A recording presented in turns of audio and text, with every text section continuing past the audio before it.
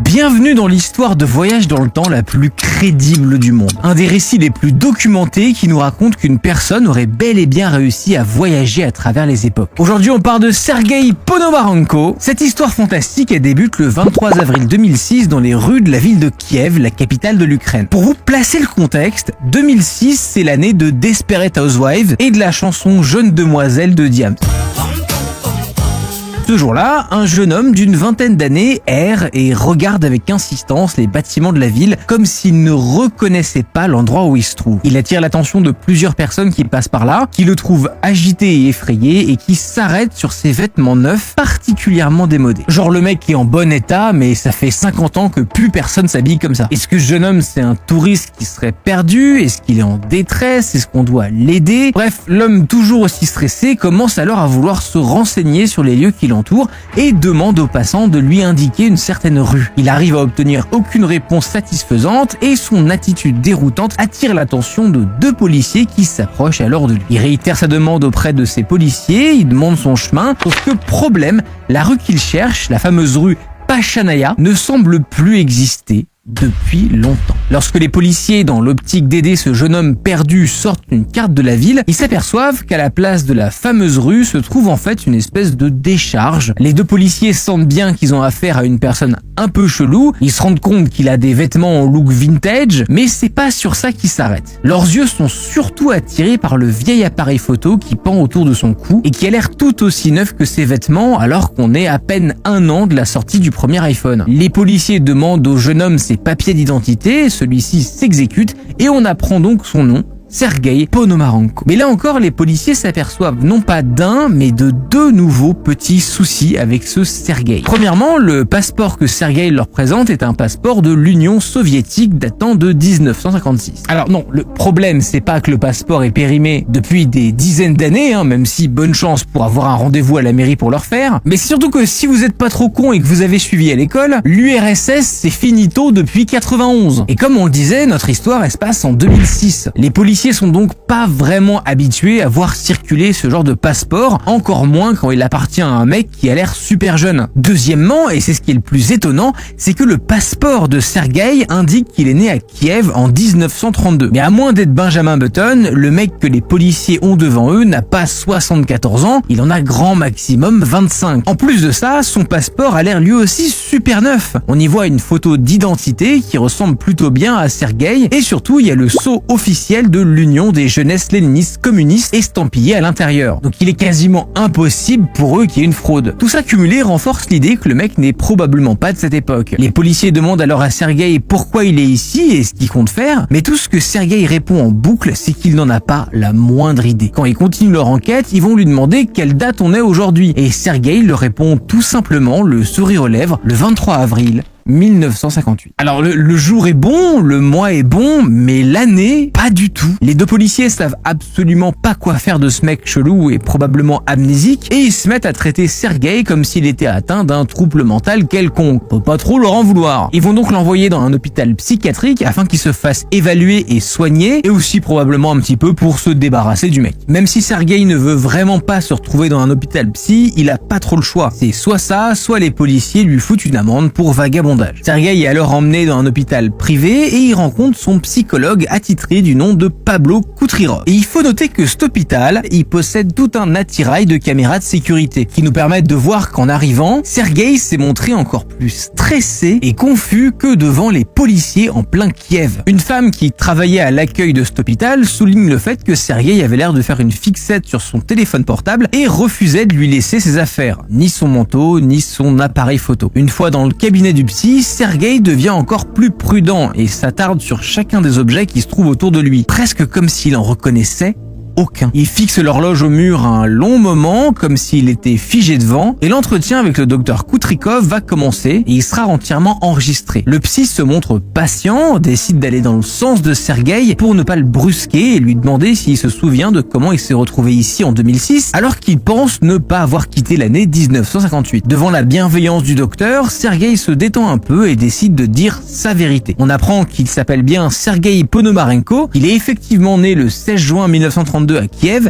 et qui va donc tranquillement sur ses 26 ans. Et il confirme que selon lui, on est un mercredi lambda de 1958 et que c'est en voulant prendre une simple photo qu'il s'est téléporté en 2006. Le docteur Koutrikov dira qu'il est courant que des patients qui souffrent de traumatisme créent des histoires farfelues, comme un mécanisme de défense pour échapper à la réalité si vous voulez, et qui finissent par y croire tellement qu'ils ne distinguent plus le vrai du faux. Mais le cas de Sergueï est différent. Ils poursuivent l'entretien et Sergueï raconte alors ce qui s'est passé pour qu'il débarque d'un coup dans le futur. Et il va répondre la chose suivante: il faisait jour, je voulais aller me promener en ville, j'ai pris avec moi mon appareil photo, mais en quittant ma maison, j'ai aperçu un objet étrange dans le ciel qui avait la forme d'une cloche. Un objet qui semblait voler bizarrement. Le psy demande alors à Sergueï s'il veut parler d'un ovni, mais celui-ci ne semble même pas connaître le terme. Sergueï dit qu'il lui est difficile de se faire comprendre et d'expliquer ce qu'il a vu exactement. Peut-être qu'il vaut mieux regarder les photos qu'il a prises de l'objet en question. Le psy est d'accord dans l'idée, à condition que Sergueï reste à l'hôpital en observation, le temps qu'on fasse développer les photos.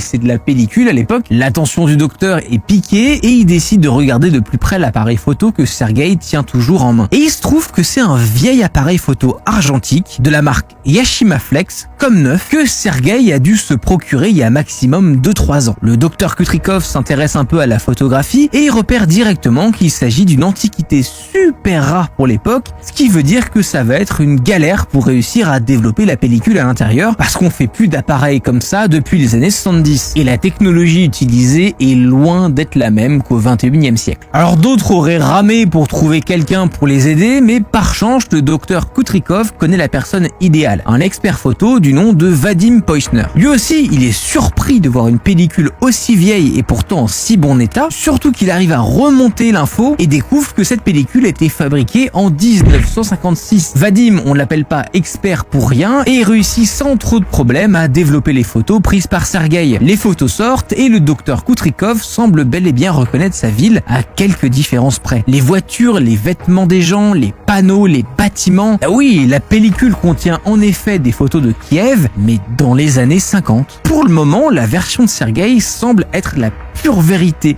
Et ça va encore plus loin. Dans l'appareil se trouvaient également des photos montrant Sergueï en compagnie d'une femme, probablement sa petite amie, en train de profiter du beau temps en ville. Sur ces photos, le docteur remarque très vite que le Sergueï de la photo porte exactement les mêmes vêtements que le Sergueï qu'il a en face de lui. La dernière photo de la pellicule est celle qui attire le plus l'attention du psy, puisqu'il s'agit tout simplement du fameux ovni en forme de cloche, décrit par Sergueï lors de son entretien. Le séjour de Sergueï à l'hôpital se prolonge et le 26 avril 2006, il a un second rendez-vous avec le docteur Koutrikov afin de parler de ces étranges photos. Il demande alors au psy s'il sait ce qui lui arrive et le psy répond que selon lui, Sergueï n'est pas malade. Alors celui-ci est de plus en plus confus, on le comprend, et il dit qu'il veut juste rentrer chez lui, il en a marre. Le docteur lui montre alors la photo de l'ovni prise par Sergueï, qui est la plus mystérieuse de toutes les photos, et il lui demande de lui expliquer de quoi il s'agit. Sergueï répond: à présent, vous savez que je dis la vérité, je comprends pas vraiment ce que c'est que cet objet et ce qui s'est passé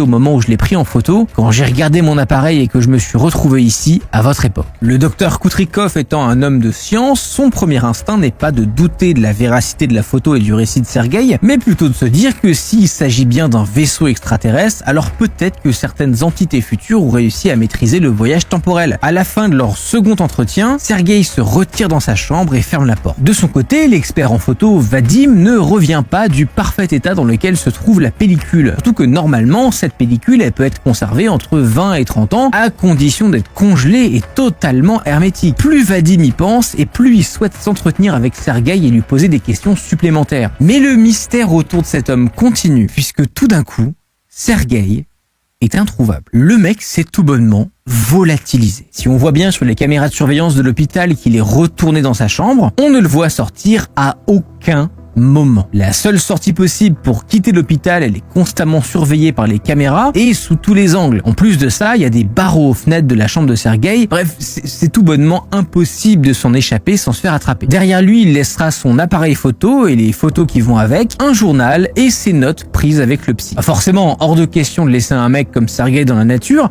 le docteur Koutrikov contacte alors la police et leur demande de tout faire pour localiser le jeune homme. En parallèle, les officiers mènent l'enquête sur cet étrange mec sorti de nulle part et fouillent les archives pour comprendre qui il est. Leurs recherches leur permettent de confirmer qu'il existait bel et bien un homme nommé Sergueï Ponomarenko qui vivait à l'époque de l'URSS et qui a été porté disparu en 1960 à Kiev. L'un des officiers se rend à l'adresse que Sergueï avait indiquée dans son dossier de l'hôpital pour y trouver rien du tout. La police apprend que l'immeuble dans lequel se trouvait l'appartement de Sergueï a été démoli et que tous les résidents ont été relocalisés pas très loin dans un autre immeuble un peu plus grand construit au début des années 60. Et cet immeuble, il est toujours debout en 2006. Du coup, en fouillant les archives de ce second immeuble, les officiers se rendent compte qu'il y avait bien un Sergueï Ponomarenko qui y a vécu pendant près de 20 ans. Les policiers continuent leur enquête et décident à présent de se concentrer sur la jeune femme de la photo dont on a parlé un peu plus tôt. Ils réussissent à la retrouver et il s'avère que c'était bien la petite amie de Sergueï et il tombe sur une femme de 70 ans,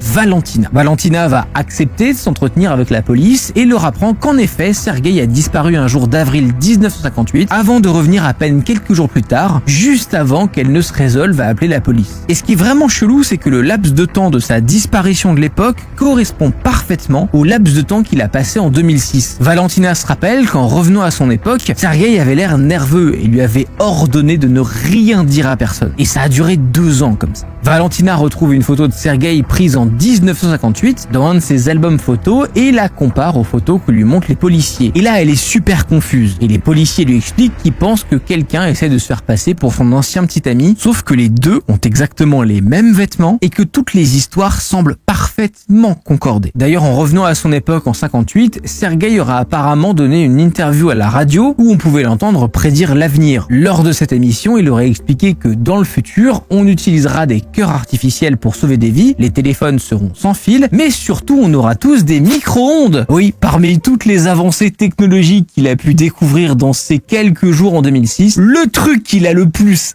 intrigué, c'est le putain de four à micro-ondes. Mais vraiment, ça à mourir de rire. Il ne pouvait pas s'arrêter d'en parler. Le mec qui était là, genre, non, mais c'est trop bien, ça va être plus facile de faire la cuisine. En seulement quelques minutes, le dîner sera prêt. Il y a un petit ding-ding pour te dire quand c'est fini. Bon, je paraphrase, bien sûr, hein. Mais c'est pas tout. Lorsque les policiers ont dit à Valentina qu'il s'agissait sûrement d'une personne malade voulant se faire passer pour quelqu'un qui a vécu dans le passé, elle leur apprend qu'en fait, c'est pas la seule fois que Sergueï a disparu. Il s'est en effet à nouveau volatilisé autour de 1978, sauf que cette fois-ci, elle ne l'a plus jamais revu après cette date et on en déduit qu'il est mort à cette année-là. Ses affaires ont alors été jetées et son appartement vendu. Quelques années après sa seconde disparition, Valentina reçoit une photo par la poste. Alors elle va ouvrir l'enveloppe doucement en ne comprenant pas trop qui lui envoie ça. Et là, au milieu de cette enveloppe sans timbre, se trouvait une photo de Sergueï envoyée par lui-même avec un petit mot derrière qui indique la date 2050. On y voit un Sergueï légèrement plus vieux, il semble avoir environ 40 ans et porte une moustache, avec la ville de Kiev dans le fond. Seulement, la ville est elle aussi assez différente. C'est pas le Kiev de 58, pas le Kiev de 2006, mais une Kiev avec tout un éventail de nouveaux gratte-ciel qui n'ont pas encore été construits. Et c'est certain que c'est Kiev, puisqu'on voit également dans le fond la statue de la mère patrie, une statue colossale érigée en 80. Et d'ailleurs, au moment où je vous parle, cette statue, elle a été en partie détruite il y a 3 jours. Les officiers de 2006 décident donc de se rendre à l'endroit exact de cette photo soi-disant prise en 2050, mais forcément les lignes d'horizon ne concordent pas puisqu'en 2006, Kiev n'a pas autant de gratte-ciel. En tout cas, pas encore. Mais c'est pas tout. Parce qu'en retournant la photo, Valentina se rend compte qu'il y a un mot écrit au dos, et c'est quelques mots écrits par Sergueï qui disent « Ma chère Valentina, tout va bien pour moi, j'espère revenir bientôt ». Mais il a jamais pu honorer cette promesse, et on n'a plus jamais entendu parler de Sergueï Ponomarenko. Mais c'est pas la fin de notre histoire à nous. Cette histoire, elle a fasciné Internet, et elle a ouvert une porte d'espoir sur la possibilité qu'il existe des voyageurs temporels cachés parmi nous. Mais depuis plusieurs mois, on voit plusieurs créateurs de contenu et des journalistes qui s'occupent de débunker tout ça. Par exemple, le youtubeur Joe Scott dans cette vidéo. Et c'est vrai que toute cette histoire, elle a son petit lot d'incohérences. Lors de sa première session avec le psy, le docteur Koutrikov, Sergueï se trompe. Il dit en effet qu'il est né en juin 1932, mais on a eu l'occasion de voir son passeport plus tôt dans la vidéo qui indique qu'il est né en mars 1932. Alors, je parle pas ukrainien, mais c'est vrai que l'erreur, elle est assez flagrante. Et c'est un peu con de se tromper sur ce détail. Et toujours par rapport au passeport, il a été démontré que le sceau tamponné dessus n'est pas le sceau officiel du Komsomol de l'époque, c'est-à-dire celui de la jeunesse du Parti communiste de l'Union soviétique dont on a parlé en début de vidéo. Il y a une autre erreur pourtant facilement vérifiable au niveau des dates de l'enregistrement de la caméra de surveillance de l'hôpital, le jour où Sergueï est arrivé escorté par les policiers. En bas à droite, on peut lire WED 2304 2006, qui correspondrait donc à un mercredi. Or, un petit tour rapide dans le calendrier et on peut vite voir que ce jour-là correspondait pas du tout ou à un mercredi, mais à un dimanche. Raté. En plus, dans la vidéo qui raconte cette histoire, l'un des policiers interviewés dit qu'il se rappelle bien de ce jour-là et que c'était un mardi. Re-raté. C'est faux sur toute la ligne. Rebelote sur les images de la caméra du 26 avril, le jour de la disparition de Sergueï, qui indique cette fois-ci vendredi au lieu de mercredi. Si on en croit ce récit de voyage dans le temps paranormal, Sergueï aurait donc disparu suite à sa rencontre avec un ovni. Mais certains articles soulèvent le fait que pour imager ça, ils se sont pas trop cassé la tête et ont pris le skin de base de la navette spatiale appelé Daiglock et l'ont vite fait déformer sur la photo pour le côté réaliste, qui correspondrait à ce fameux ovni en forme de cloche. Un autre fait étrange, c'est que sur l'avis de recherche qui monte dans la vidéo, la photo de Sergueï est exactement la même que celle que nous a présentée Valentina plus tard. Vous vous souvenez de la soi-disant photo de 2050 ? Dessus, Sergueï a même la moustache, il est habillé de la même manière, son col est plié selon le même angle, juste il a été légèrement photoshopé quoi. Et comment les autorités auraient pu avoir accès à cette photo privée s'ils ont rencontré Valentina après la création de l'avis de recherche? En parlant de cette photo et de Photoshop, je sais pas ce qui est le pire, hein. Tous les gratte-ciel dans le fond pour faire genre ouais on est dans le futur, les aliens, alors qu'en fait c'est les mêmes qui ont été copiés-collés à plusieurs endroits. Ou alors mon truc préféré c'est le putain d'Empire State Building qui a été placé au calme en Ukraine. Bon, en fait, en fouillant, on s'aperçoit que cette histoire, elle a vu le jour dans une émission ukrainienne datant de 2012 qui s'appelait Alien 3, The Time Traveler, qui était diffusée sur la chaîne OnePlus One. À partir de là, beaucoup de médias ont repris l'histoire de voyage dans le temps de Sergueï en la décrivant comme hyper réaliste ou encore comme la seule histoire véritablement officielle concernant un voyage temporel impossible à expliquer. Mais quand on y regarde de plus près, même si ce récit a permis à beaucoup de personnes de rêver d'une possible conquête du temps, puis en soi, bon, c'est rigolo, vous avez le droit, hein, moi je suis client, mais ça reste bourré d'incohérences et c'est difficile de prendre ce récit au sérieux. En plus de ça, si l'émission datait de 2012, mais que Sergueï a voyagé entre 58 et 2006, on en aurait parlé avant, non? Je veux dire, en 2012, on a toute une partie de la population qui a réussi à se coordonner et qui s'est rassemblée à la Tour Eiffel pour danser le Gangnam Style et qui nous ont spammé de leurs conneries pendant des semaines après ça. Alors d'un autre côté, on trouve absolument aucune trace de Sergueï le voyageur du temps sur internet, ni même dans les journaux avant cette date. J'y crois pas une seconde. D'ailleurs, cet épisode de l'émission Alien montre un disclaimer avant de présenter l'histoire de Sergueï. Ce disclaimer prévient de l'aspect théorique du récit qui s'apprête à être conté et plus particulièrement qu'il s'agit d'une légende urbaine sur la base d'un sujet controversé, ici le voyage dans le temps et les extraterrestres, dont on n'a aucune preuve réelle à ce jour. Les producteurs s'intéressent à une rumeur, font rédiger un script, le mettent en image, et voilà. L'émission est parfois présentée comme un documentaire, mais il s'agit plutôt d'une reconstitution sur base de témoignages. En tout, il y a 10 épisodes de cette émission qui ont été tournés la même année, dont les titres tournaient pas mal autour du paranormal. On a par exemple Fantôme, Enlèvement extraterrestre, ou encore Cercle de culture. Beaucoup adoreraient que l'histoire de Sergueï soit réelle, mais à part le bouche à oreille, absolument toutes les images et anecdotes qu'on peut trouver sur le sujet proviennent de cette émission, qui fait qu'on peut pas se reposer aveuglément sur cette unique source, surtout qu'il s'agit d'une histoire racontée dans une autre langue, dans un autre alphabet, et que les gens impliqués dans l'émission n'ont pas vraiment une grande présence sur internet. Au final, à vous de décider. D'ailleurs, il y a aussi eu d'autres affaires, comme celle de John Titor, un mec qui s'est fait connaître grâce à ses messages sur un forum affirmant qu'il venait de 2036, ou encore Al Bielek, un scientifique qui aurait voyagé jusqu'en 2749, rien que ça. Si ce genre d'histoire vous plaît, je vous invite à regarder ma vidéo sur les technologies primitives et surtout sur comment ces youtubeurs vous mentent.